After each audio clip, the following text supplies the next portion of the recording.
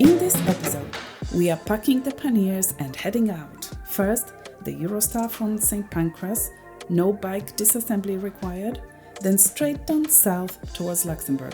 I've kept this one really practical, focusing on the nitty-gritty. I'm going to show you how those famous Belgian cycling nodes work. It's honestly a dream. The navigation is so good that even I didn't get lost. We'll be checking out campsites and hostels so you know what to expect, and hopefully, without boring you to death, you will see what the route is actually like, the surfaces, the scenery, and whether there are any leg burner climbs to worry about. I had a week's holiday left, and I was desperate to squeeze in one last trip abroad before the end of the year, getting away before winter really kicks in. But I wanted it to be easy, none of that faffing about, taking bike apart, rebuilding it, hunting for cardboard boxes, or camping out on a ferry. No, none of that. So I settled on Belgium. The plan? Taking Eurostar train from London to Brussels, then heading south, all the way to Luxembourg.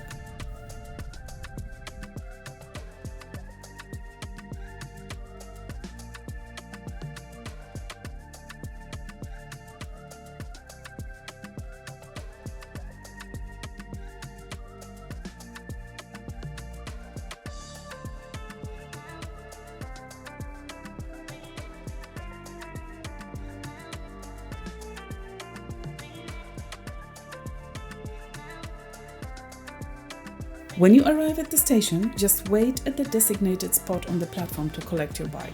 Easy. I decided to stay in Brussels for the first night because I arrived in the afternoon and there was no point doing 100k in the dark. But from the same station, Brussels Midi, you can actually catch a train straight to Luxembourg or the border with Luxembourg if you just want to ride the best bits of the countryside there. Leaving the station, I ended up walking my bike to the hostel, not just because I was admiring the street art, but because I was a bit confused by the one-way streets. You'll see people cycling both ways. It means that if you spot a specific sign, it means that even if it's one way for cars, us cyclists have right of way in both directions. Pretty cool, right? I stayed at Brugge Hostel. I would give it 5 out of 5 for a good night's sleep. It was quiet, the beds didn't creak, and it was comfy. No frills, mind you. One pro tip, always carry your own loo roll. A school trip arrived at the same time as me, and I thought I'd better snag a bit of the toilet paper. Just in case. Good job I did. By the morning, the dispensers were empty in every cubicle.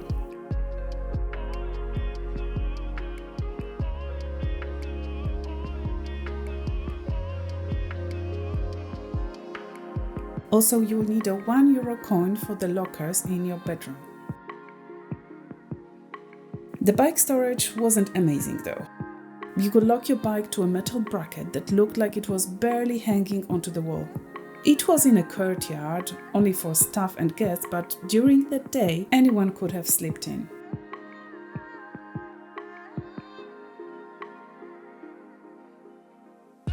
The food, however, was brilliant. It wasn't just cheap bread and jam, you know. They had loads of fruit, veggies for breakfast, and proper, decent coffee. Really impressed with that. The first leg from Brussels to Namur was about 100 kilometers. I had a feeling it wouldn't be the most exciting stretch, and I was right. The route is brilliantly signposted, but I still managed to get lost in the Sonian forest because my GPS was telling me one thing and my gut was telling me another, and I usually listen to my gut, and I'm not that bad with directions either.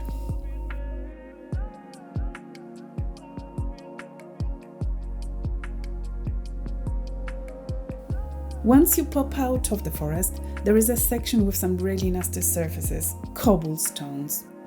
People say you should relax your body and keep your momentum up. Yeah, that didn't work for me. Everything on my bike was rattling like mad. Once you hit the suburbs, stock up. Grab whatever you need. and remember plenty of water. There aren't many shops on the way to Namur, so the last places to stock up would be Tervuren or Wavre. And if you wish to eat in a restaurant, you need to reach these places before 2 p.m. Otherwise, you have to wait till evening for them to open again. In Belgium, you will come across 3 types of cycle paths. And forgive my pronunciation here. Ravel, these are asphalt paths away from cars, usually an old railway lines or canal tow paths. You can get Ravel maps online or at some hostels. They are super handy. Jagpad, these are tow paths along the canals. Very flat, very safe. Knopunten, just like in the Netherlands and New Forest, if you've been, every junction has a number. You go to the website, put in your start and end point, and it gives you a list of numbers to follow. It's so simple. You will see the numbers on signs at every intersection. Even if you wander off the EuroVelo 5, these notes will save you.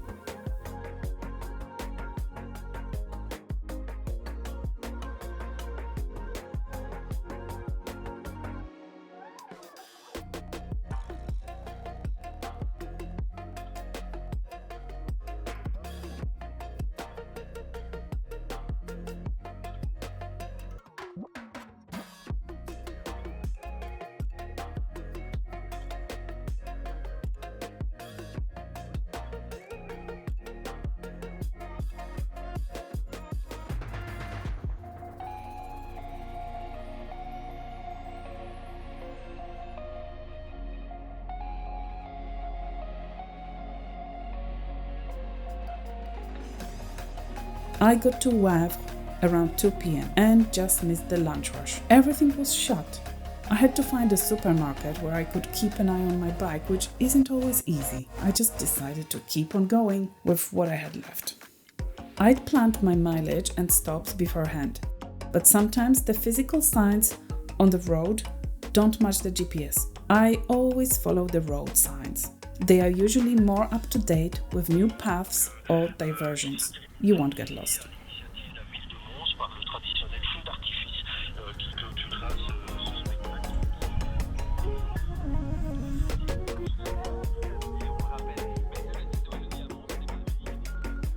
Weather-wise, well, it was a bit hit and miss. Liège and Huy, the sky turned a beautiful blue and it got really hot. I'd run out of water and was still praying for a shop. Nothing, just miles of sugar beet fields. Honestly, I thought about digging one up and just sucking the sugar out of it.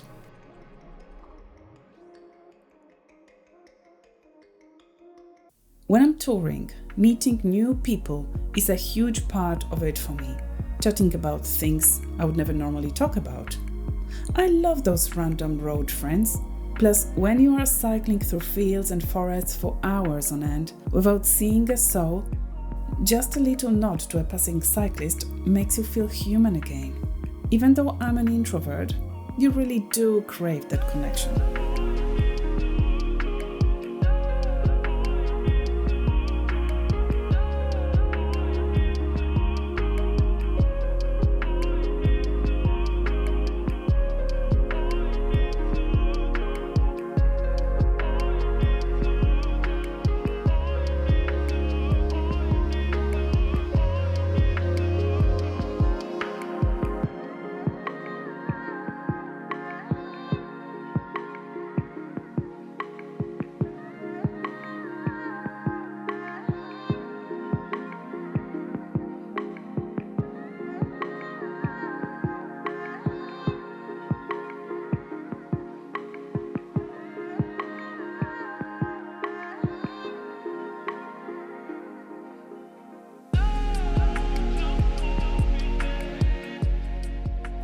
By the time I rolled into Namur, it was getting dark, around 8 or 9 p.m. I didn't have much time to explore, but the hostel there was fantastic. And at this time of the day, it was all I needed: a shower, clean clothes, and some food. The hostel was very secure, gated, with a locked bike shed. Great food and a stunning terrace where you can have breakfast overlooking the water. The staff were lovely too. I met some really interesting people from all over the world.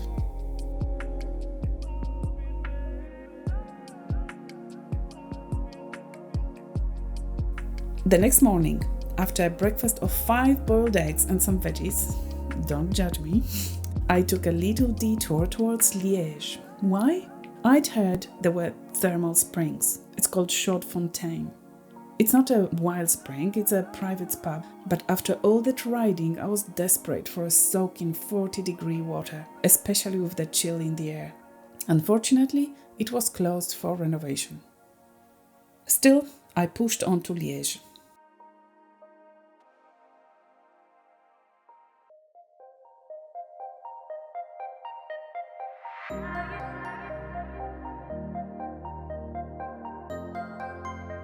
If you do this detour, you leave the EV5 and hop onto EV19 and EV3. The path is lovely, flat, great surface, right along the Meuse River with hardly any cars.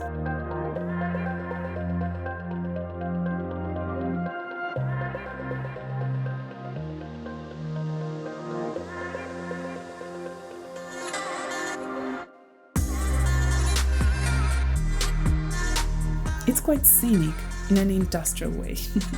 You'll see massive barges carrying raw materials.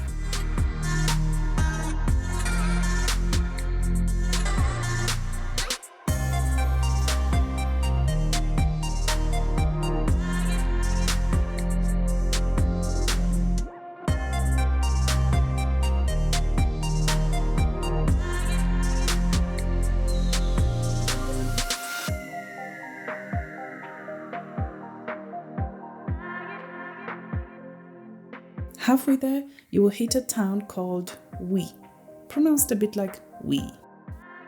For the cycling nerds, Huy is home to the Mur de Huy, one of the steepest climbs in professional cycling and the finish of the Flèche Wallonie. I didn't go up that hill.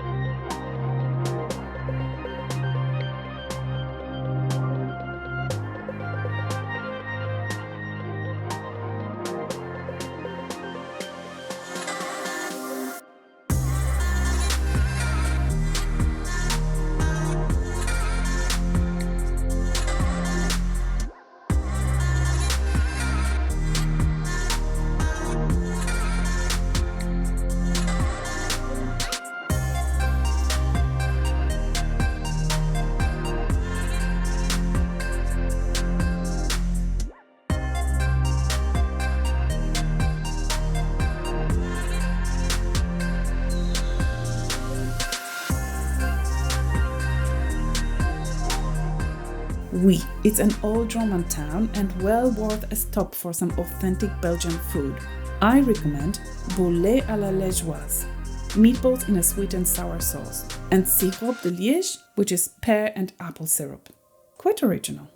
If you fancy a tipple, try the local juniper gin called Packet. I went for the classic meal. Belgian fries, cherry beer and a sausage. Brilliant. I was sorted.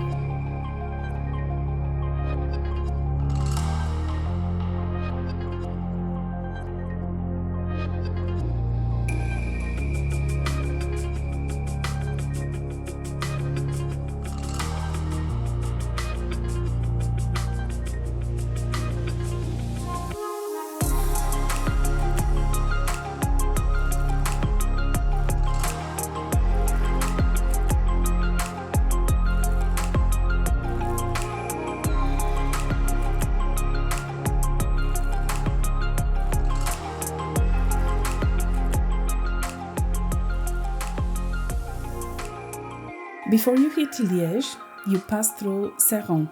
It's the industrial heartland. Lots of steel, rust and concrete. It's got a raw energy, but I'll be honest, I didn't love cycling here. You are sharing the road with cars, The driving culture, although it's Belgium, wasn't great in that city. And the junctions are busy. Be careful here. Also, in the city center, I didn't feel comfortable leaving my bike outside the shop. It felt like someone else might want to take it for a test ride.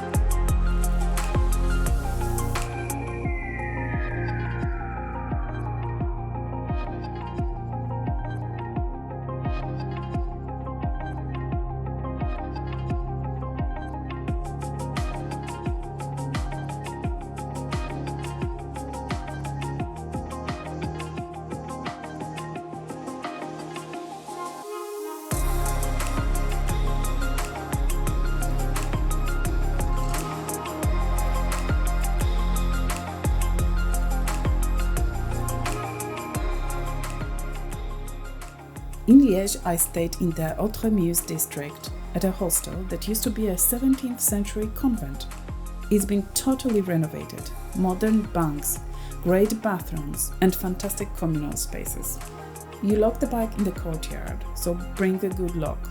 Fun fact, the hostel is named after Georges Simenon, the creator of Inspector Maigret, who was born right here in Liège.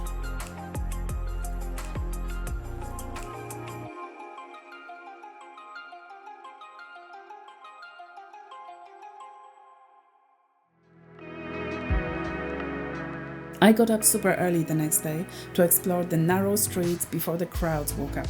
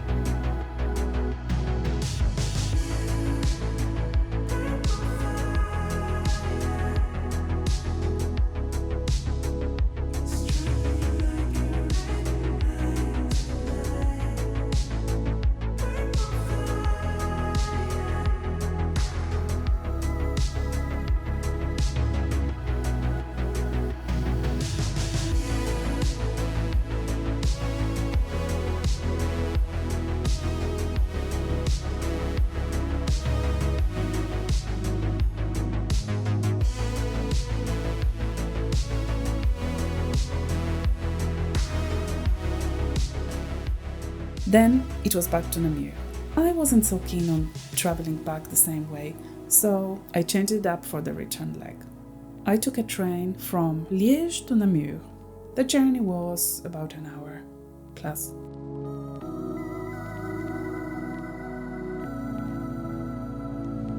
If you traveled with your bike on the train, there's always this stressful moment when you're trying to figure out which carriage you're supposed to put the bike in when the train only stops for a few minutes at the station. And also, in this case, as you can see, the steps were quite steep. So I've gathered so much adrenaline in my body that I managed to put in my bike fully loaded with the panniers with everything on it onto the carriage. Afterwards, I was wondering how I did it actually. To wrap up, I'm not mentioning Brussels here, as that's getting its own video, and I love Brussels. The stretch from Brussels to Namur is a bit steady, not many big challenges or views, but no cars either. You could almost ride it with your eyes shut. If you get tired, the paths are wide enough to push your bike up the few hills that are there. The really interesting stuff starts from Namur onwards. And I can't wait to show you. make sure you tune in for the next leg. If this guide helped you plan your next adventure, don't forget to hit that like button and subscribe to Essentially Pumped Up. I'll be sharing the next leg of the journey to Luxembourg in the next episode. And you won't want to miss it. See ya! This is really nice.